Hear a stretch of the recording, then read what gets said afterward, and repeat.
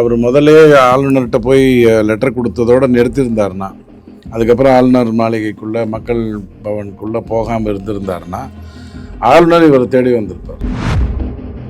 எஸ்சி/எஸ்டி தொகுதியில் 46ல் 23 தொகுதிகள் வெற்றி பெற்றதுங்கிறதெல்லாம் சாதாரணமான ஒரு விஷயம் இல்லை. இவ்வளோ பெரிய விஷயத்த கணிக்காமல் விட்ட குடும்பாவியாக நம்ம ஆயிட்டோங்கிறது தான் நான் ஒரு 4 நாளாக எதையுமே பேசாமல் இருந்துட்டு. இவர் ஜெயிக்கிறதுல எந்த பிரச்சனையும் இல்லைங்க. தாவேக்கா ஆட்சி அமைக்கிறதுல எந்த குழப்பமும் இல்லை. அதிமுக ஆப்சன்டைன் பண்ணா போறோம். ஆனால் திமுக தான் காய நகர்த்துது. விசிகாவை முதலமைச்சர் ஆக்கிட்டு நாங்களும் திமுகவும் வெளியில் இருந்து ஆதரவு கொடுக்க போறோம் அப்படின்னு சொல்லணும். ஏதாவது ஒரு வார்த்தையை இவர் சொல்லணும். இவர் என்ன பண்றாருன்னே தெரியல. வாய மூடிட்டு உட்கார்ந்துருக்காரு. விஜய்க்கு வாழ்க்கை கொடுத்ததே விஜயகாந்த் தான், அதனால் நான் போகிறேன் சொல்ல முடியாதா? அவங்க எவ்வளவு பெரிய கட்சி, நான் போறதா அப்படின்னு கெத்து காட்டிட்டு உட்கார்ந்து இருக்காங்க. மமதா செய்ததை விட இவங்க செஞ்சிட்டு இருக்கிறது முட்டாள்தனத்தின் உச்சகட்டம்.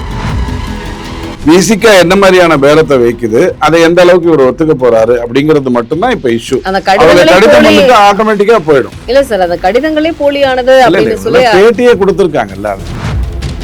டி.வி. சண்முகம் அவர்கள் ஆதரவு கொடுக்கிற மாதிரியான ஒரு செய்தி தான் போயிட்டு இருந்துச்சு.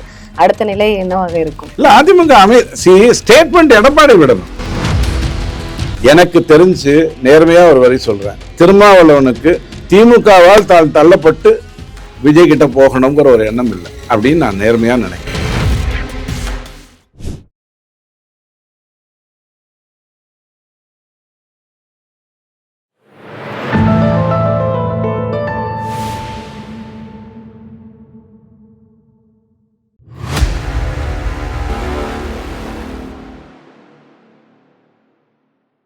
தாமரை டிவி நேயர்களுக்கு அன்பான வணக்கம். இன்று நேர்காணலில் சிறப்பு விருந்தினர் துக்ளக் வாசகர், அரசியல் விமர்சகர் ரவி டிடிஎஸ் அவர்கள் நம்முடன் இருக்கிறார். சார் வணக்கம். வணக்கம் சார். இன்னைக்கு அரசியல் களம் எல்லாருமே நான் ரீல்ஸ் பார்த்துட்டு இருப்பேன், ஆனா இன்னைக்கு எல்லாமே நியூஸாவே பார்க்க வச்சுட்டாங்க அப்படிங்கிற மாதிரி கரண்ட் டாபிக்ஸ். இவர் பதவி ஏற்றதும் அடுத்தது என்ன செய்ய போறாரு அப்படிங்கிற ஒரு கொஸ்டின் தான் இருக்கும். ஆனா இன்னைக்கு பதவி ஏற்பதே ஒரு பெரிய சிக்கலான ஒரு நிலையில தான் இன்னைக்கு தாவேக்கா இருக்கு. 108 இடங்கள் வாங்கியும் அவருக்கு ஆதரவு கொடுக்க எந்த கட்சிகளுமே முன்னிலை வராம இன்னைக்கு கம்யூனிஸ்ட் அண்ட் 2 கம்யூனிஸ்டுகளுமே வந்திருக்காங்க. விசிகா அப்படிங்கிற ஒரு கட்சியும் வர இருக்கு. இதுல முக்கியமாக அமமுகவினுடைய எம்எல்ஏ ஒரு கடிதம் கொடுத்தது போலியானது அப்படிங்கிற மாதிரியான நியூஸும் வந்துட்டு இருக்கு. என்ன நடக்குது அரசியல் களத்துல? இப்போ அடிப்படையில் அவர் முதலே ஆளுநர்கிட்ட போய் லெட்டர் கொடுத்ததோடு நிறுத்தியிருந்தாருன்னா, அதுக்கப்புறம் ஆளுநர் மாளிகைக்குள்ளே மக்கள் பவனுக்குள்ளே போகாமல் இருந்திருந்தாருன்னா ஆளுநர் இவரை தேடி வந்திருப்பார். ஆட்சி அமைங்க அப்படின்னு கொண்டு வந்திருப்பார். தேவையே இல்லாமல் காங்கிரஸோடைய லெட்டரை கொண்டு போய் கொடுத்தோன்னு தான் அப்போ மீதி எங்கேங்கிற கேள்வி வர ஆரம்பிச்சது. அதிலிருந்து எல்லாமே தப்பாகவே நடந்துகிட்ருக்கு. இருந்தாலும் முதல் முறையாக வேற ஒரு கட்சியினுடைய அலுவலகத்துக்கு விஜய் போய் அங்கே உட்காந்து பாலன் இல்லத்துலேயும் சரி, இன்னொரு இல்லத்துலையும் சரி, 2 இடத்துலையும் போய் உட்காந்து பேசிட்டு வந்ததுங்கிறது ஒரு நல்ல விஷயம். இதைத்தான் அவர் முதலே பண்ணியிருக்கணும். லெட்டரை மட்டும் அனுப்பிச்சி வச்சுட்டு, கருணாநிதி ஐயா பொதுவாக தேர்தல் டைமில் எல்லா கட்சிக்கும் அனுப்புவார். அதிமுக கூட அனுப்பிடுவார், எங்களுக்கு ஆதரவு தெரிவிங்க அப்படின்ற மாதிரி. அதை வாங்கி வச்சுட்டு என்ன பண்ணுறதுன்னு தெரியாமல் மண்டை காமிச்சிருப்பாங்க. அந்த மாதிரி இவர் லெட்டர் கொடுத்ததுங்கிறது தான் எனக்கு தெரிஞ்சு முதல்ல தவறான ஒரு விஷயம். அது நல்ல விதமாக முடிஞ்சிருக்கு. விசிகாவை பொறுத்த வரைக்கும் அவங்களோட டிமாண்ட் எந்த அளவுக்கு இருக்குங்கிறது தெரியல. 2029 பிரதமர் வேட்பாளராக அறிவிக்க வேண்டும். இப்போ வரப்போகிற எம்பி எலெக்ஷனில் எங்களை தான் ஜெயிக்க வைக்கணும், எங்களுக்கு ஜெயிக்க தெரியாது, இந்த திருச்சி 2 கூட எங்களுக்கே கொடுத்துடணும், முடிஞ்சால் நீங்கள் துணை முதலமைச்சராகவோ இணை முதலமைச்சர், என்ன டிமாண்ட் வச்சுருக்காங்கன்னே தெரியல. உண்மையை சொன்னால் இவங்கெல்லாம் தப்பிச்சதே பெரிய விஷயம். தாவேக்காவிட்டிருந்து இந்த சுனாமி நம்ம எதுவுமே கணிக்கல. அன்றைக்கி காலையில் 9 மணிக்கு ரிசல்ட் வர்ற வரைக்கும் தபால் ஓட்டுக்கள் தாவேக்கா பக்கம் போகுதுன்னு உடனே தான் நமக்கு முதல் மணி அடிச்சது. ஐயோ, அரசு அதிகாரிகள்னா டோட்டலாக திமுகவுடைய ஆதரவில் தானே உட்காண்டிருப்பாங்க, இவங்க எப்படி இப்படி வந்தாங்கங்கிறது ஃபஸ்ட்டு மணி அடிச்சது. அந்த விதத்தில் தாவேக்கா செய்தது மிகப்பெரிய சாதனை. கிட்டத்தட்ட 86,000 வாக்கு ஒரு தொகுதியிலையும். எஸ்சி/எஸ்டி தொகுதியில் 46ல் 23 தொகுதிகள் வெற்றி பெற்றதுங்கிறதெல்லாம் சாதாரணமான ஒரு விஷயம் இல்லை. இவ்வளோ பெரிய விஷயத்த கணிக்காமல் விட்ட குடும்பாவியாக நம்ம ஆயிட்டோங்கிறது தான் நான் ஒரு 4 நாளாக எதையுமே பேசாமல் இருந்துட்டு இருந்தேன். 108, 118 எல்லாமே நீங்கள் கொண்டு வந்துடலாம். அதெல்லாம் ஒரு பெரிய விஷயமே கிடையாது. சபாநாயகர்னு ஒருத்தர் போயிடுவார். இவர் வந்து திருச்சி இது வந்து ராஜினாமா பண்ணுற வரைக்கும் 2 தொகுதியாக இருந்தாலும் ஹெட் கவுண்ட் ஒன்று தான் வரும். 234ங்கிறது 233ங்கிற அடிப்படையில் வரும். எல்லாருமே சபையில் வந்து உட்கார்ந்தா பெருசாக எந்த மாற்றமும் வந்துடாது. ஆனால் அதற்கப்புறம் ஆட்சி அமைக்கிறது அப்படிங்கிறது வந்து இப்போ நீங்கள் பார்த்தீங்கன்னா திமுக கூட்டணியிலேருந்து ஏறத்தாழ பிரேமலதாவை தவிர எல்லாரும் போயாச்சு. விசிகா என்ன பண்ண போகிறாருங்கிறது அவருக்கே தெரியுமான்னு தெரியல. ஆனால் வன்னியரசு சொல்லியிருக்கிறத பார்த்தா அது வந்து திமுகவுடைய முன்னெடுப்பாக தான் தெரியுது. ஏன்னா வன்னியரசு பக்கா திமுகவுடைய நண்பர், ஆதரவாளர். அவர் வந்து ஆட்சியில் இருக்க போகிறோம் அப்படின்ற மாதிரி ஒரு ட்வீட் கொடுத்ததுங்கிறது தாவேக்காவை வந்து விசிகாவை வந்து திமுக தள்ளி விடுகிறது, போயிட்டு வா நீயும் போய் அங்கே உட்காரு அப்படிங்கிற மாதிரியான ஒரு சூழ்நிலை தான் கொடுக்குது. இது ஆட்சி ஆரோக்கியமான ஒரு ஆட்சிக்கு கொண்டு வருமா அப்படின்னு கேட்டால் தாவேக்கா எந்த முடிவு எடுத்தாலும் இந்த 6 பேருடைய இந்த 3-4 கட்சிகளுடைய சம்பந்தம் இல்லாமல் எதுவுமே பண்ண முடியாது. கம்யூனிஸ்ட் முடியாதுன்ட்டா வேலை முடிஞ்சிருச்சு. சீனாக்கு எதிராக எதையும் நீங்கள் பண்ண முடியாது. இவர் தாவேக்கா விசிகாவை பொறுத்த வரைக்கும் திமுக என்ன சொல்லுதோ அதை பண்ணிட்டு போயிடுவார். ரொம்ப காங்கிரஸை பொறுத்த வரைக்கும் 2029 பிரதம வேட்பாளர்னு வந்திருக்காங்க. அவரோட கூட்டணி அமைச்சது வந்து சரி தப்புங்கிற விவாதத்தை தனியாக விட்டாலும் அடுத்த தேர்தலுக்கு தாவேக்கா வந்து தயாராகிட்டாங்க. ஒரு பிரதம வேட்பாளர் அவங்க கிட்ட இருக்காங்க. அது ராகுல் காந்தியா யாருங்கிறது அடுத்த பிரச்சனை. இதெல்லாம் எங்கே தொடங்குது? இது வந்து அடுத்த 5 வருடம் தமிழகத்தை அப்படியே முன்னேற்ற பாதை கொண்டு போகுமான்னு கேட்டால் திமுக மைனஸ் மன்னராட்சி அவ்வளவுதான் தாவேக்காங்கிற ஒரு பொசிஷனுக்கு வரும். 13 குறுநில மன்னர்களில் 5000 ஓட்டு 4000 ஓட்டில் தப்பிச்சு வந்தவங்க இருக்காங்க. தோத்த தாவே ஈவா வேலு மாதிரியானவங்க இருக்காங்க. இந்த குடும்பத்திலையும் ஒருத்தர் தோத்துட்டாரு, இன்னொருத்தர் வந்துட்டாருன்னு மன்னராட்சி ஒழிந்த திமுக ஆட்சி அப்படிங்கிற அடிப்படைக்குள்ள தான் இப்போ தாவேக்கா போய் உட்கார்ந்துட்டு இருக்கு. அட்வைஸ் கொடுத்துருந்தால் கேட்குற நிலைமையில இருந்திருந்தா நானாக இருந்தால் என்ன பண்ணியிருப்பேன் அப்படின்னு சொன்னால் அதிமுகவுடைய ஆதரவை வாங்கியிருப்பேன். அதிமுக தொல்லை பண்ணிச்சுன்னா இந்த 119 பேர் 18 பேர் காப்பாற்றிடுவாங்க. இந்த இதில் 6 பேர் தொல்லை பண்ணால் அதிமுக காப்பாற்றிடும் அப்படிங்கிற ஒரு ஸ்டாண்ட் வந்திருக்கும். நான் எந்த முடிவு எடுத்தாலும் அதில் விவாதம் வராது. அப்படி பண்ணாமல் இப்போ டோட்டலாகவே கயத்து மேலே நடக்கிற மாதிரியே ஒரு அடுத்த 2 வருடம் அல்லது 2.5 வருடம் இது ஆபத்தானது. ஸோ நீங்கள் விசிகா லெட்டர் கொடுக்குறாரு, இல்லை திமுக வந்து வேண்டாங்க கொடுக்குற மாதிரி எதுவும் தெரியல அப்படின்றாருன்னா நம்ம மகாத்மா வந்து ரொம்ப ரஜினிகாந்த் ஐயா சொன்னார் இல்லையா, ரொம்ப பொறுமையானவர், ரொம்ப டீசெண்டானவர் ஸ்டாலின் அப்படின்னு சொன்னார். அவர் என்ன சொல்கிறாரு, தாவேக்காவை கூப்பிடுங்க, சீக்கிரம் கூப்பிடுங்க, உடனே அவரை கொண்டு வாங்க, திமுக வந்து அதிமுகவோட ஒன்றும் கூட்டணி வைக்கல அப்படிங்கிற கருத்தையெல்லாம் நம்ம மகாத்மா ஸ்டாலின் ஐயா சொல்றாரு. ஆனா நடக்கிறது பார்த்தா வேற விதமா இருந்துகிட்டு இருக்கு. என்ன டிமாண்ட்ஸுக்காக இது நடக்குதுங்கிறது ஊழல் விஷயம்லாம் ஒரு மேட்டரே கிடையாது. ஏன்னா டிவிஎஸ்சி வாய மூடிட்டு உட்கார்ந்தா கூட டிவிஎஸ்சி எந்த ஊழலையும் யார் மேலேயும் பதிக்காம, இந்த ஜோதிமணி மேல வேலுமணி மேலெல்லாம் நான் பயங்கரமா ஸ்டெப் எடுப்பேன்லாம் ஸ்டாலின் ஐயா சொல்லி அப்படி எதுவும் பண்ணாம இருந்தார் இல்லையா. அந்த மாதிரியான ஒரு விஷயத்த பண்ணாலும் தமிழக ஊழலை பொறுத்த வரைக்கும் ஈடி தன்னுடைய வேலையை காட்ட முடியும். ஏன்னா இவங்க கிட்ட இருக்கிற பணம் எல்லாம் அயல்நாட்டுக்குள்ள போகிற அளவுக்கு தான் பணம் இருக்கு. உள்நாட்டுக்குள்ளேயே 4 ஏக்கர் வாங்குவோம், நஞ்சை புஞ்சை வாங்குவோங்கிற அளவுக்கு பணம் இல்லை, அதுக்கு மேலதான் இருக்கு. ஸோ அது ஒரு இஷ்யூவா இருக்காது. ஆனா எந்த ஒரு முடிவையும் எடுக்க முடியாத ஒரு கயிற்று மேல் நடக்கக்கூடிய விஷயம் அந்த குச்சி தான் இந்த 6 பேரு +5 11ங்கிற அடிப்படைக்குள்ள அவர் பண்ண போறாரு. கண்டிப்பா சார். ஆனா இன்னைக்கு இருக்கக்கூடிய ஒரு நிலைமையில சரி ஓகே நாளைக்கு வந்து பதவி, அதாவது இன்றைக்கு வந்து பதவி ஏற்பு வந்து நடக்கும் அப்படிங்கிற மாதிரி. ஏன்னா விஜய் வந்து 3 அலுவலகங்களுக்குமே போயிட்டு நன்றி தெரிவிச்சுட்டு வந்திருக்காரு. இதுல இருந்து அவங்க கொடுத்த கடிதங்களையும் எடுத்துட்டு போய் ஆளுநர்கிட்ட கொடுத்திருக்கிறாரு. எங்க கிட்ட பெரும்பான்மை இருக்கு, அதுல IUML-ம் வர மாதிரியான ஒரு ஆதரவு கடிதத்தையும் IUML தெளிவா சொல்லிட்டாங்க, இல்லைங்க நாங்க திமுகவோட தான் இருக்க போறோம் அப்படிங்கறத தெளிவா சொல்லிட்டாங்க. அவங்க ஏற்கனவே சொல்லியிருந்தாங்க. திரும்பவும் அவங்க கடிதம் கொடுத்ததாக வந்து ஒரு மெசேஜும் வந்தது. நேற்றுக்கு இவர் தெளிவா லெட்டர் கொடுத்துட்டாரு. இல்லைங்கிறத தொடங்கி தான் அவர் லெட்டரே கொடுத்துருக்காரு. ஏன்னா அதுக்கு முன்னாடி கொடுத்துருந்த லெட்டர் வந்து ஆதரவு கொடுக்குறாரா தொந்தரவு கொடுக்க போறாரான்னு தெரியாம இருந்தது. ஆனால் நேற்றுக்கு நைட்டு கொடுத்திருந்த லெட்டர் எனக்கு தெரிஞ்சு IUML திரும்ப வர்றதுக்கு சாத்தியம் இல்லைங்கிற அடிப்படையில தான். இப்போ நேத்து இவங்க கொடுத்த லெட்டர்ல வந்து இன்னொன்னு என்ன அப்படின்னா, காமராஜ் அதாவது அமமுகவினுடைய ஒரே ஒரு வேட்பாளர் அவர் ஜெயிச்சிருக்கிறாரு. அவருடைய கடிதம் வந்து தாவேகாவுக்கு கொடுக்கப்பட்டதாக தான் செய்தி. அப்புறம் வந்து பாத்தீங்க அப்படின்னா அப்படி ஒரு கடிதமே கொடுக்கப்படல, எங்களுடைய வேட்பாளரை காணவில்லை அப்படின்னு சொல்லிட்டு தினகரன் அவர்கள் வந்து ஆளுநருடைய மாளிகைக்கே போயிட்டு அவர் இப்படி ஒரு கடிதத்தையும் கொடுக்கல, இங்க பாருங்க அப்படின்னு சொல்லிட்டு காட்டியிருக்கிறாரு. உடனே கொஞ்ச நேரத்துல வந்து வேட்பாளர் காணவில்லைன்னு சொன்னவங்க வேட்பாளரை திரும்பவும் கூட்டிட்டு வந்திருக்காங்க ஆளுநர் மாளிகைக்கு. இது எப்படி சாத்தியம்? என்ன செய்வதற்காக இப்படி ஒரு திட்டம் அப்படிங்கறதையும் வந்து மக்கள் கேள்வி கேட்கிறாங்க. காமராஜ் வந்து ஏறத்தாழ தினகரனுடைய பயணித்தவர்.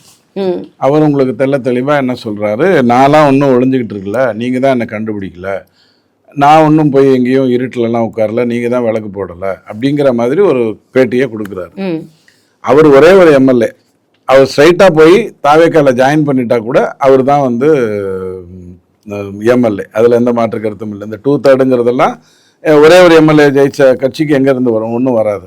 ஸோ பிரேமலதா வேணா அப்படி நீங்கள் வாங்க முடியாது, அவங்களும் போயிட்டாங்கன்னா கட்சியில் யாருமே இருக்க மாட்டாங்க. ஆனால் இங்கே அதை பண்ண முடியும். ஆனால் அவர் தெளிவாக சொல்கிறார், இல்லை நான் தான் சொன்னேன், இது என்னுடைய கடிதம் போலின்னு நான் சொன்னேன், இந்த பாருங்கள் எவ்வளோ மோசமான ஒரு ஃபோனை வச்சுருக்கேன் அப்படிலாம் அவர் தான் பாவம் உங்களுக்கு ரொம்ப வருத்தப்பட்டு சொல்கிறார். ஆனால் தினகரன் கொடுத்ததில் வந்து தன்னுடைய எம்எல்ஏ பற்றிய பிரச்சனை மட்டும் இல்லை, அவர் கூடவே எடப்பாடிக்கு தான் ஆதரவு, எடப்பாடி அழையுங்கிற மாதிரி தான் அவர் லெட்டர் கொடுத்துருக்காரு. ஸோ அங்கே தான் கவர்னர் மாளிகையிலேருந்து ஆளுநர் மாளிகையிலேருந்து இன்னும் வந்து உங்களுக்கு கிரீன் சிக்னல் வரலங்கிற மாதிரி ஒரு பொசிஷன் இருக்குது. இப்போ நம்ம பேசிகிட்டு இருக்கிற 10 மணிக்கு 9ஆம் தேதி காலையில். ஸோ எல்லாமே எங்கே வந்து நிற்கிது அப்படின்னு சொன்னால், இவர் ஜெயிக்கிறதுல எந்த பிரச்சனையும் இல்லைங்க. தாவேக்கா வந்து ஆட்சி அமைக்கிறதுல எந்த குழப்பமும் இல்லை. அதிமுக ஆப்சன்டைன் பண்ணால் போகிறோம். ஆனால் திமுக தான் காய நகர்த்துது. ரிலீஸ் பண்ணி விட்டு இவரை ரிலீஸ் பண்ணுறேன், அவரை ரிலீஸ் பண்ணுறேன்னு நீங்கள் கம்யூனிஸ்ட் பேசுனது பற்றி கேட்டிங்க இல்லையா? அதாவது நான் வந்து ஒரு இண்டிபெண்டன்ட் பார்ட்டி, எங்களுக்கு நாங்கள் ஏன் திமுகவை கேட்கணும் அப்படின்னு சொல்கிற அதே கம்யூனிஸ்ட் என்ன சொல்லுதுன்னா, ஆட்சிக்கு தான் நாங்கள் ஆதரவு கொடுத்துருக்கோம், ஆனால் மக்கள் பிரச்சனையில் வந்து திமுகவோட தான் இருப்போம். ஸோ இதை விட டபுள் ஸ்டாண்டர்டு குழப்பம் வேறு யாருமே இருக்குது ஆனால் இல்லைங்கிற மாதிரியான ஒரு குழப்பத்தை யாரும் கொடுக்க முடியாது. ஸோ டிஎம்கே தெளிவாக தாவேக்கா தன்னுடைய கண்ட்ரோலில் இந்த கயற்றின் மேல் நடக்கின்ற ஆட்சியை தான் நடத்தணும் அப்படிங்கிற அடிப்படையில் கொண்டு போய் விடுது. எடப்பாடி சும்மா இருக்கிறதுனுடைய அர்த்தம் எனக்கு புரியவே இல்லை. இத்தனை தேர்தலுக்கு பிறகாவது அவருக்கு ஒரு ஷார்ப் மைண்ட் வேணும். நான் ஆதரிக்கிறேன், கொள்கை முடிவுகள் வரும்பொழுது நான் வந்து சட்டசபையில் விவாதிப்பேன் சொல்ல முடியாதா? அல்லது நான் நிற்க போகிறேன், பிசிகாவை முதலமைச்சர் ஆக்கிட்டு நாங்களும் திமுகவும் இருந்து ஆதரவு கொடுக்க போகிறோம் அப்படின்னு சொல்லணும். ஏதாவது ஒரு வார்த்தையை இவர் சொல்லணும். இவர் என்ன பண்றாருன்னே தெரியல, வாய மூடிட்டு உட்கார்ந்து இருக்காரு. ஸோ எது எப்படி இருந்தாலும் விஜய் ஆட்சிக்கு வருவதையோ அடுத்த 10 வருடம் அவர் தான் தமிழகத்தை ஆள போறாருங்கிறதுலயோ எனக்கு எந்த ஒரு சந்தேகமும் இல்லை. ஆனா நீங்க சொல்வது போல சார், இப்போ வந்து மார்க்சிஸ்டோட வந்து பொதுச் செயலாளர் பேபி அவர்கள் சொல்லியிருக்கிறாரு, திமுக அதிமுகவுக்கு ஆதரவு கொடுத்து ஆட்சி அமைக்க போவதாக ஒரு செய்தி வந்தது. அதை வந்து நாங்க கேட்டதுக்கு, நாங்க ஆதரவு நீங்க கொடுத்தா நாங்க உங்களுடைய கட்சியில இருக்க மாட்டோம் அப்படிங்கிற மாதிரி நாங்க எதிர்ப்பு தெரிவிச்சோம் அப்படின்னு பேபி அவர்கள் சொல்றாங்க. பிஜேபி அதிமுகவோட இன்னும் இருக்கிறதுனால, அதிமுக பிஜேபியோடைய கை அந்த வார்த்தையெல்லாம் சேர்த்திருக்காரு, இருக்கிறதுனால நாங்க இதை எதிர்த்தோம் அப்படிங்கிற மாதிரி சொல்லியிருக்காரு. 2011 வரைக்கும் யார் கூட இருந்தாருங்கிறது எல்லாருக்கும் தெரிஞ்ச விஷயம்தான். பிஜேபி இருக்கிற இடத்துல நான் இருக்க மாட்டேன்னு காங்கிரஸும் கம்யூனிஸ்டும் சொல்றதுல எந்த பிரச்சனையும் இல்லை. ஆனா எங்களுக்கெல்லாம் என்ன புரியும்னா, காங்கிரஸ் இருக்கிற இடத்துல பின்னாடியே கம்யூனிஸ்ட் போகும்னு தான் எங்களுக்கு தெரியும். மாத்தி சொல்றது நீங்க எப்படி வேணாம்னு சொல்லலாம். அவர் எதிர்ப்பு தெரிவிச்சிருக்காரு. அதற்கப்புறம் தான் வந்து எல்லாரும் பேசியிருக்காங்க. நீங்க எல்லாருமே இருந்ததை பார்த்துருப்பீங்க, ஒவ்வொருத்தரும் இருந்ததை பார்த்துப்பீங்க. மதுரையில இருந்து ஒருத்தர் இருக்காரு இல்லையா, அப்பப்போ எதையாவது பேசிக்கிட்டே இருப்பாரு, அவரை விஜய் கட்டிப்பிடிச்ச அந்த அழகே உங்களுக்கு தெரிஞ்சிருக்கும். அவர் தான் இந்த சூத்திரதாரியா இருந்து கம்யூனிஸ்ட் மேட்டர் எல்லாம் கரெக்டா முடிச்சு கொடுத்தாருங்கிறது உங்களுக்கு புரிஞ்சிருக்கும். திமுகவுடைய ஆதரவாக இருந்து திமுக ஊதுகோலாவே செயல்பட்டு இருந்த அந்த மதுரை வெங்கடேச பெருமாள் வந்து ஸ்ட்ரைட்டாவே இந்த வேலையை செஞ்சிருக்காரு. ஸோ இது ஹார்ஸ் ரைடிங்கே கிடையாது, நல்லா புரிஞ்சுக்கோங்க. இது குதிரை பேரம்னு சொல்றதே தப்பு. முக்கோண ரிசல்ட்டை கொடுத்துருக்கு தமிழ்நாடு. இவங்க 2 பேர் ஒன்னா சேர்ந்து 3வது ஆளை கவுக்க முடியாது. தாவேக்காவும் திமுகவும் சேர்ந்து அதிமுகவை கவுக்க முடியாது, தாவேக்காவும் அதிமுகவும் சேர்ந்து திமுகவை கவுக்க முடியாது, திமுகவும் அதிமுகவும் சேர்ந்து தாவேக்காவை குழப்ப முடியாது. ரொம்ப தெளிவான ரிசல்ட். இப்ப நம்பரை மட்டும்தான் அவன் பிரச்சனை. நம்புறவனை கூட்டு வந்தீங்கன்னா பிரச்சனை இல்லை. உங்களை நம்புறவனை, உங்க ஆட்சியை நம்புறவனை நீங்க கொள்கைன்னு என்ன சொன்னாரு எனக்கு தெரியாது. ஆனா பிஜேபிக்கு கொள்கை எதிரின்னா என்ன அர்த்தம்? பிஜேபி என்னெல்லாம் சொல்லுதோ அதுக்கு ஆப்போசிட் இவருதான்னு எடுத்துக்கலாமா? அந்த கொள்கையின் அடிப்படையில நான் ஆதரவு கொடுக்குறேங்கிறதோட மாற்றம் முடிஞ்சு வச்சு. ஸோ ஆட்சி நடத்துவதற்கெல்லாம் எந்த குழப்பமும் இல்லை. ஏன் இதை வந்து தேவையில்லாம கன்ஃபியூஸ் பண்றாங்க? திமுக என்ன மாதிரியான விளையாட்டு, ஒரு பக்கம் அவர் மகாத்மா ஜீசஸ் கிரைஸ்ட் மாதிரி ஸ்டாலின் ஐயா வந்து கருத்துக்கள் சொன்னாலும் உள்ள பண்ணிட்டு இருக்கிற வேலை அப்புறம் போக முடியாதா? விஜய்க்கு வாழ்க்கை கொடுத்ததே விஜயகாந்த் தான். அதனால் நான் போகிறேன் சொல்ல முடியாதா? அவங்க எவ்வளோ பெரிய கட்சி நான் போகிறதா அப்படின்னு கெத்து காட்டிட்டு உட்காந்துருக்காங்க. இதெல்லாம் நகைப்புக்குரிய விஷயமாகும். மமதா செய்ததை விட இவங்க செஞ்சிட்டு இருக்கிறது முட்டாள்தனத்தின் உச்சகட்டம். கண்டிப்பா சார். இன்னொரு விஷயம் என்ன அப்படின்னா, இன்னைக்கு விஜய் அவர்கள் பதவி ஏற்பதற்கு ஒரு பெரிய சிக்கலாக இருக்கிறது அந்த மேஜிக் நம்பர் 18 தான். இப்போ இவங்க எல்லாமே கொடுத்த கடிதங்களை எல்லாத்தையுமே ஆலோசனை செய்யணும் அப்படின்னு ஆளுநர்கிட்ட டிடிவி அவர்கள் ஒரு விஷயத்த சொல்லியிருக்கிறாரு. அதே மாதிரி ஆட்சி அமைக்க அதிமுகவை அலையுங்கள் அப்படின்னு அவர் கொடுத்த கடிதத்துல இப்ப நீங்க சொன்ன மாதிரி அவரை எப்படி அழைக்க முடியும்? இல்ல இஷ்யூ அது இல்லைங்க. அதாவது 5 காங்கிரஸ் எம்எல்ஏக்கள்ல 2 எம்எல்ஏக்கள் எடப்பாடியோட பேசிட்டு இருக்காங்கங்கிற ஒரு குழப்பம் வரத்தான் செஞ்சது. Congress has taken a stand. 5 பேருங்கிறதுல எந்த மாற்று கருத்தும் கிடையாது. இவங்க 2-2-2ன்னு 3-2 சேர்ந்தாச்சு 11.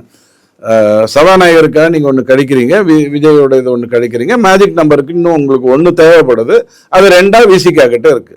இதோட வேற என்ன வேணும்? ஸோ விசிகா என்ன மாதிரியான பேரத்தை வைக்குது, அதை எந்த அளவுக்கு இவர் ஒத்துக்க போறாரு அப்படிங்கிறது மட்டும்தான் இப்ப இஷ்யூ. ஆட்டோமேட்டிக்கா போயிடும். இல்ல சார், அந்த கடிதங்களே போலியானது அப்படின்னு சொல்லி பேட்டியே கொடுத்துருக்காங்கல்ல. அதாவது விசிகா முன்னாடி எப்படி கரையா திட்டினாரு விஜய் அப்படிங்கிறது எல்லாருக்கும் தெரியும். அது பாவம் அப்ப மைக்ரோஃபோன் திமுக கிட்ட இருந்தது. இப்ப வெளில வந்ததுக்கு அப்புறம் பாஜக வந்துடும், பாஜக வரக்கூடாது அப்படிங்கிற வார்த்தையை கரெக்டா பயன்படுத்திட்டாரு இல்லையா? இந்த மருவை எடுத்த உடனே மணிமாறன் முத்துமாறன் ஆறா மாதிரியான வேலையை பண்ணிட்டாரு. இதுக்கப்புறம் வேற என்ன வரப்போகுது? மருவைதான் எடுத்துட்டாரு. இப்ப இஷ்யூ என்னன்னா அவருடைய பேரம் என்ன அப்படிங்கிறது மட்டும்தான் கேள்வியா இருந்தது. தாவேக்கா இப்ப நின்று இருக்கக்கூடிய 2 தொகுதிகள், அதாவது விஜய் அவர்கள் இந்த தொகுதிகள் பெரம்பூர் திருச்சி. இந்த திருச்சியில இருக்கிற பதவியை தான் விஜய் ராஜினாமா செய்ய போறதாக ஒரு தகவல் வெளியானது. ஆனா பெரம்பூர் தொகுதியை ராஜினாமா செய்துட்டு அந்த இடத்த விசிகாவோட திருமாவளவனுக்கு கொடுக்கணும். அது மட்டும் இல்லாமல் துணை முதல்வர் பதவி கொடுக்கணும் அப்படிங்கிறது தான் இன்னைக்கு போயிட்டு இருக்கிற பேரமாக செய்தியில ஊடகங்கள்ல நம்ம பாக்குறோம். இதுல ஏற்கனவே திருமா அவர்கள் துணை முதலமைச்சர் பதவியில ஒரு பதவியா அப்படின்னு அவரே அவரோட முதலமைச்சரே கேட்டிருக்காரு. முதலமைச்சர் பதவியே ஒன்றும் கிடையாது, அதிகாரங்கள் எல்லாம் பிரதமர் கிட்ட தான். ஒரு வார்த்தையை சொல்றேன், திருமாவளவனுடைய அரசியல் உண்மையிலே உழைத்த அரசியல் என்றாலும் ஒரு வார்த்தை சொல்றேன், அமைதிப்படை அமாவாசை மாதிரி ஆயிடாதீங்க அப்படிங்கிறது மட்டும்தான் சொல்லலாம். ஏன்னா ஒரே ஒரு எம்எல்ஏ அல்லது 2 எம்எல்ஏ மட்டும் வைத்துக்கொண்டு அதிக டிமாண்ட்ஸ் வைக்கிறது அர்த்தமற்றது. அது எல்லாமே உங்களுக்கு பின்னாடி பாதிப்பை கொடுக்கும். ஒன்னா விஜயை ஏத்துக்கிட்டு போங்க அல்லது திமுகவுடைய உட்காருங்க. இந்த 2த்துக்கு நடுவில் டான்ஸ் ஆடாதீங்கிறது மட்டும். அது ஏன்னா பேரு கெட்டு போகும், இவ்வளவு நாள் உழைத்த பேர் கெட்டு போகும். அவருக்கு இருக்கிற மச்சம் நாத்தாக்காக்கு இல்லாம, நாத்தாக்காவுடைய வாக்குகள் எல்லாம் விஜய் அள்ளிட்டாரு. இங்க பாத்தீங்கன்னா கிட்டத்தட்ட SC/ST தொகுதிகளை மட்டும் பெரிய அளவுல விஜய் வெற்றி பெற்றிருக்காரு. அப்படின்னும் போது தன்னுடைய எதிர்காலம்ங்கிறது ஏறத்தாழ முடிஞ்சு போச்சு. அப்படின்னும் பொழுது கொஞ்சமாவது அதை நாகரிகமா டீல் பண்ணணும். இப்ப நம்ம மகாத்மா காந்தி ஸ்டாலின் ஐயா எப்படி கரெக்டா டீல் பண்றாரோ, எல்லா வேலையும் உள்ள வேலையெல்லாம் இங்க பண்ணிட்டு, ஆனா பேசும்போது மட்டும் விஜய் தான் வர வேண்டும், விஜய்க்கு தான் ஆதரவு அப்படிலாம் பேசிட்டு இருக்காரோ, அந்த மாதிரியான நாகரிகத்துக்குள்ள வரணும். இப்போ இன்னைக்கு கூட்டணி ஆட்சி அமைய போறதாகவும் ஒரு செய்திகள் இருக்கு. ஏன்னா தொங்கு சட்டசபை அமைஞ்சிருக்கு, இதுல கூட்டணி ஆட்சிகள் அமைய இருக்கு அப்படின்னு. தமிழகத்துல 1952 இந்த மாதிரியான ஒரு ஆட்சி அமைஞ்சது. நம்ம இந்தியாவிலே முதல் முறை தமிழகத்துலதான் இப்படி ஒரு ஆட்சி அமைஞ்சது. அதுக்கப்புறம் இன்னைக்குதான், ஏன்னா எந்த கட்சியும் ஆதரவு கொடுக்கல. அப்படிங்கும் பொழுது இன்னைக்கு இப்படி ஒரு கூட்டணி ஆட்சி அமைந்தால் எப்படி இருக்கும்? விஜயனுடைய நடவடிக்கைகள் அவருக்கு ஏதாவது சிக்கல்கள் ஏற்படும்? தமிழ்நாட்டில் நடந்த முதல் தேர்தலையே தோத்தவங்களை கூட சேர்த்து வச்சு ஆட்சி அமைக்கிற வேலையை செய்ய வச்சது ராஜாஜியே தான். முதல் தேர்தலையே நடந்தது. அதெல்லாம் பெரிய வரலாறு. கூட்டணி ஆட்சிங்கிறது அண்ணாமலை கனவு கண்டதுங்கிறது வேற. அண்ணாமலை ஐயா ஜூன் 2024 தமிழகம் இனி கூட்டணி ஆட்சிக்குள்ள போகும்னு சொன்னார். அந்த கனவு வேற. இப்ப இருக்க போறது அப்படிதான் சொன்னாரு அமித்ஷா. அதற்கு பிறகு மற்றவங்க எல்லாம் அப்படிதான் பேசுனாங்க. ஆனா இங்க கேள்வி என்ன அப்படின்னா, ஒரே ஒரு விசிகாவுக்கு மட்டும் அமைச்சர். ஏன்னா கம்யூனிஸ்ட் எனக்கு அமைச்சரை பதவியெல்லாம் ஆனாங்க, நாங்கள் அதெல்லாம் எப்போதுமே எடுத்துக்கிறது இல்லை. கரெக்டாக கொடுக்க வேண்டியது கொடுத்துட்டிங்கன்னா நாங்களும் நடத்த வேண்டியது நடத்திட்டோம்னா நாங்கள் மட்டும் எங்கள் வேலையை பார்த்துக்கிட்டு இருப்போம். எல்லா மாநிலத்திலையும் ஊற்றி மூடிக்கிட்டோம். இப்போ தமிழ்நாட்டிலையாவது எங்கள் அரசு தான் நடக்குதுன்னு போய் சொல்லிக்கலாம். இந்தியாவில் ஒரு அரசும் இல்லாத நிலைமைக்கு நாங்கள் வந்துட்டோம் அப்படியெல்லாம் பேசலாம். பட் காங்கிரஸ்ல இருந்து ஒரு 2 பேருக்கு மந்திரி பதவி, திருமாவளவன் கிட்ட இருந்து ஒரு மந்திரி பதவி அப்படிங்கிறது கூட்டணி ஆட்சின்னு விஜய் மனப்பூர்வமா சொன்னதுக்கு எஸ் தேங்க்யூன்னு சொல்லலாம ஒழிய, அவர்களுக்கு அதுக்கு என்ன பதவி கொடுக்க போறாங்க, என்ன மாதிரியான அமைச்சரவை கொடுக்க போறாங்க, அதுக்கு என்ன மாதிரியான அதிகாரங்கள் இருக்குங்கிறதெல்லாம் வேற விஷயம். அந்த அந்த அமைய போகுது. அண்ணாமலை சொன்ன 3 விஷயம் நடக்குது. ஒன்று, முக்கோணமாக போகும், அங்க அசம்பிளின்னாரு. எனக்கு அதுல கொஞ்சம் மாற்று கருத்து இருக்கு. இது அங்க அசம்பிளி இல்ல, இது வந்து தெள்ள தெளிவா வந்து விஜய்க்கான ஓட்டு தான் போட்டிருக்காங்க. இவங்க 2 பேர் சேர்றதுக்கு வாய்ப்பு இல்லை. அவர் தான் சொன்னாரு கூட்டணி ஆட்சி அமைகிறது தான் தமிழ்நாட்டு எதிர்காலத்துக்கு நல்லதுங்கிறது. அது திருமாவளவன் மூலமாகவோ காங்கிரஸுக்கு 2 அமைச்சரவை கொடுப்பதன் மூலமாகவோ நடந்ததுன்னா ரொம்ப சந்தோஷம். திருமாவளவன் நிதியமைச்சர் பதவி கேட்டா நம்ம தமிழ்நாடே லாட்டரி அடிச்சுட்டு இருக்கு. லாட்டரி அடிக்கிற ஆதவ அர்ஜுனாக்கு அப்போ நிதியமைச்சர் கிடைக்காம போயிடும். அது ஒரு பெரிய துர்பாக்கியம் வந்துடும். அதனால அவர் என்ன கேட்டிருக்காருன்னு தெரியல. ராணுவ மந்திரி மாதிரி எதையாவது கொடுத்து, இது வரைக்கும் தமிழ்நாட்டில் ராணுவமே மந்திரியே இருந்ததில்லை, நீங்க தான் ராணுவ மந்திரி, வாய்ப்பு இருக்கு. நீங்க ஜாலியா பேப்பரை படிங்கிற ஒரு IPL மேட்ச் எப்படி பாக்குறீங்களோ அந்த மாதிரி ஒரு 10 நாள் ஜாலியா பேப்பர் படிங்க. விஜய் தான் ஆட்சி அமைக்க போறாருங்கிறதுல மாற்று கருத்துக்கள் தெரியல. எங்கேயாவது ஒரு ட்விஸ்ட் நடந்து இவங்க 2 பேருமே திருமாவளவனுக்கு ஆதரவு கொடுக்குற மாதிரியான விஷயம்லாம் கொளுத்தி போடுறவங்க கொளுத்தி போட்டிருக்காங்க. ஆனா குடியரசு ஆட்சி தான் அமையும், கவர்னர் ஆட்சி அமையும். இன்னைக்கு நைட்டுக்குள்ள முடிவு பண்ணலன்னா நாளைக்கு என்ன பண்ண முடியும்? நாளைக்கு கவர்னர் ஆட்சியை கொண்டு வந்து தான் ஆகணும், வேற வழி இல்லை. நீங்க உட்கார்ந்து பேசிக்கிட்டே இருப்பீங்க, நாம என்ன பண்ண முடியும்? நாளையோட இது முடியுது, கெடு முடியுது இல்ல. அப்போ எவ்வளவு நாள் கொடுக்க முடியும்? 6 மாசம் கவர்னர் ஆட்சி நடக்கலாம். கொஞ்சம் ஏத்தினீங்கன்னா இன்னொரு 4 மாசம் சேர்த்து 10 மாசம் நடக்கலாம். நேத்தி வரைக்கும் ஆளுநரை திட்டிட்டு இருந்தீங்க. இந்திய அரசியல் சட்ட புத்தகத்துல சிங்கிள் லார்ஜஸ்ட் பார்ட்டிங்கிற வார்த்தையே கிடையாது. அந்த வார்த்தையே கிடையாது. தமிழ்ல மொழிபெயர்த்தது கலைஞர் ஆட்சியில தான், 2006 to 2011 தான். எங்கேயாவது தேடி பிடிச்சு கொடுக்க சொல்லுங்க. கிடையவே கிடையாது. ஆளுநர் இவருக்கு ஆட்சியை கொடுத்தால் இவர் ஒழுங்காக ஆட்சி செய்வார் அப்படின்னு நினைத்தால் கொடுப்பார், அவ்வளவுதான் மேட்டர். சிங்கிள் லார்ஜஸ்ட் பார்ட்டிங்கிறத வச்சுக்கிட்டு நீங்க வந்து எதையுமே பண்ண முடியாது. உதாரணத்துக்கு சொல்றேன், 1996 வாஜ்பாய் தான் சிங்கிள் லார்ஜஸ்ட் பார்ட்டி, 160 சீட்டு வெற்றி பெறாங்க 543. அவருக்கு 13 நாள் டைம் கொடுத்தாங்க, மமதா கவுத்துட்டாங்க, ஆட்சி நடக்கல. அதுக்கப்புறம் என்னாச்சு? குஜராத் அது இதுன்னு போய் நாசமா போச்சு. மகாராஷ்டிராவில் எடுத்துக்கோங்க, பட்னாவிஸ்க்கு தான் 2வது முறை முதலமைச்சர், அவர் தான் சிங்கிள் லார்ஜஸ்ட் பார்ட்டி. அந்த கூட்டணியில் இருந்தவங்களே உத்தவ் தாக்கரே வெளியில போனாரு. வெளியில போன உடனே அவரு சரத்பவாரை வச்சுக்கிட்டு ஆட்சி நடத்தினாரு. அஜித் பவார் வந்து ஒரு நாள் கதை விட்டு ஆதரவு கொடுக்குறேன்னு சொல்லிட்டு கடைசியில கொடுக்காம விட்டாரு, IUML மாதிரி பண்ணி விட்டாரு. அங்க என்ன நடந்தது? அந்த ஆட்சி கலைக்கப்பட்டு ஷிண்டே வெளில வந்து அதுக்கப்புறம் தான் ஒரு 2 வருஷம் நல்லா ஆட்சி செய்ய முடிஞ்சது. கர்நாடகாவை எடுத்துக்கோங்க, 2018 வந்து எடியூரப்பாக்கு வந்து கையில கொடுக்குறாங்க. அவரால் வந்து அதை இது நடத்த முடியல. காங்கிரஸ் வந்து சித்தராமையாவோட நடத்த முடியல. ஃபோர்ஸ் பண்ணி அந்த சித்தராமையா ஆட்சி நடக்குது. 23 பேர் பிஜேபிக்கு வந்துட்டாங்க. இடைத்தேர்தல் நடக்குது, வெற்றி பெறுறாங்க. ஸோ ஒரு 5 வருடம் நிம்மதியான ஒரு ஆட்சி அமைக்கலாம்னா சிங்கிள் லார்ஜஸ்ட் பார்ட்டியை கூப்பிட்டா மட்டும் நடந்துடும் நினைக்கிறது முட்டாள்தனம். ஆனால் வாக்கு யாருக்கு போயிருக்கு? 1,72,00,000 வாக்குகள் ஒருத்தர் வாங்கியிருக்காருன்னு சொன்னால் அது அவர் தான் ஆட்சி அமைக்கணும், விஜய் தான் ஆட்சி அமைக்கணும், வேற எந்த மாற்று கருத்தும் இல்லை. பட் அதுக்கு நீங்க குறுக்கு சால் ஓட்டாதீங்க, ஆளுநரை திட்டாதீங்க. அவருடைய வேலையை அவர் பார்த்துட்டு இருக்காரு. சட்ட புத்தகம் எங்கேயுமே சிங்கிள் லார்ஜஸ்ட் பார்ட்டிங்கிற வார்த்தையை பயன்படுத்தல. இதற்கு அடுத்த நடவடிக்கை வந்து தாவேக்கு என்ன செய்யும் சார்? தாவேக்கு இப்ப விசிக்காக காத்துட்டு இருக்கணும், அவ்வளவுதான், வேற ஒன்றும் கிடையாது. இந்த ஏரியாவில் ஈக்காட்டுத்தாங்கல் ஏரியாவில் நல்ல க்ரௌட் இருக்கும். அவரும் போய் நேராக போய் திருமாவளவன் ஐயாவை கூப்பிடுற மாதிரியான ஒரு சிச்சுவேஷன் இருக்கலாம். இப்ப திமுக தான் சூத்திரதாரியா தன்னுடைய வேலையை பண்ணிட்டு இருக்கு. எந்த விதத்துல டிமாண்ட் எல்லாத்தையும் கரெக்டா வாங்கணும் அப்படிங்கிற அடிப்படைக்குள்ள போயிட்டு இருக்கு. டிவிஎஸ்சியை மட்டும் நம்பி ஊழல் குற்றச்சாட்டுகள் இனி போடாம திமுக வந்து வெறுப்பு அரசியலை கொண்டு வராம பண்ணணுங்கிற மாதிரி திமுக நினைச்சதுன்னா பிஜேபி சும்மா இருக்காது. தமிழகத்துல ஒரு நல்ல ஆட்சி அமையணும், அடுத்தடுத்து நல்ல விஷயங்களை கொண்டு போகணும். இந்த திராவிட அரசியல்ல இருந்து தூக்கி போட்டுட்டு ஃப்ரெஷ்ஷா தமிழகத்தில் நேர்மையா 120 வருடத்துக்கு முன்னாடி தமிழகம் எப்படி இருந்ததோ அப்படி கொண்டு போகணும்னு சொன்னா, குறைந்தபட்சம் காமராஜ் ஐயாவுடைய ஆட்சியில இருந்த மாதிரியான முன்னேற்றங்களாவது கொண்டு வரணும்னு சொன்னா அதற்கு சாத்தியம் இல்லை. ஏன்னா போயிருக்கிறதெல்லாம் திமுகவுடைய 11 பேர் தான். அப்படிங்கிறதுல காங்கிரஸ் வேணா அவங்க எப்படியுமே நேரம். அதிமுக எம்எல்ஏக்கள் எல்லாமே இப்போ திரும்பவும் வந்து சென்னை வந்துட்டு இருக்காங்க. அவங்க எல்லாமே புதுச்சேரியில இருந்து சென்னை வந்துட்டு இருக்காங்க. ஏற்கனவே CV சண்முகம் அவர்கள் ஆதரவு கொடுக்குற மாதிரியான ஒரு செய்தி தான் போயிட்டு இருந்துச்சு. அடுத்த நிலை என்னவாக இருக்கும்? இல்ல அதிமுக ஸ்டேட்மெண்ட் எடப்பாடி விடணும். எப்படி நம்ம ஒரு மகான் ஸ்டாலின் ஐயா ஒரு ஸ்டேட்மெண்ட் தெளிவா முதல்ல அன்னைக்கு விட்டுட்டு அப்புறம் நேற்றுக்கு ஒண்ணு விட்டுருக்காரோ அந்த மாதிரி எடப்பாடி தெளிவா ஸ்டேட்மெண்ட் விடணும். இதுக்கப்புறம் என்ன வாய்ப்பு இருக்கு? அப்படி ஒரு ஆட்சியை அவர் அமைச்சிட்டு என்ன பண்ண போறாரு? ஸ்திரமான ஆட்சியா இருக்கலாம், மாற்று கருத்தே கிடையாது. ஏன்னா திமுகவும் அதிமுகவும் பெருசா ஒண்ணுக்கு ஒன்னும் இது பண்ணிக்கல. பிஜேபியை தள்ளி விட்டுட்டா பிஜேபி பாவம் அதுக்கு ஒன்றும் வேற வேலை இல்லை இல்லையா, இங்கே கெடுக்கிறதுக்குன்னே நிறைய பேர் இருக்காங்க பிஜேபியை, இந்த வாட்டியும் கெடுத்து தொலைச்சாங்க. அவர் மட்டும் ஒரு வாரம் உட்காந்துருப்பார். பட் மத்தியில் யார் ஆட்சி செய்ய போறா? தொடர்ந்து பிஜேபி. இங்கே யார் பெரிய அளவில் வாக்கு வாங்க போறா? விஜய். இதில் உன்னோட வேலை என்ன? அமைதியாக இருக்கிறது தானே. சட்டசபையில் அவர் தப்பு பண்ணா சுட்டி காட்டுங்க. தமிழ்நாட்டுக்கு நல்லது என்ன பண்ண முடியுமோ அதை பண்ணுங்க. 2029 2 விஷயம் நடக்கலாம். தாவேகா ஜெயிக்கலாம் அல்லது தோக்கலாம். ஒரே நாடு ஒரே தேர்தல் இந்த சட்டசபையை களையலாம். அது வரைக்கும் காத்துருங்க. எல்லா தப்பையும் தொடர்ந்து பண்ணிக்கிட்டே இருப்பீங்களா? ஸ்ட்ரெயிட்டா ஓப்பனா பேட்டி கொடுங்க. கண்டிப்பா.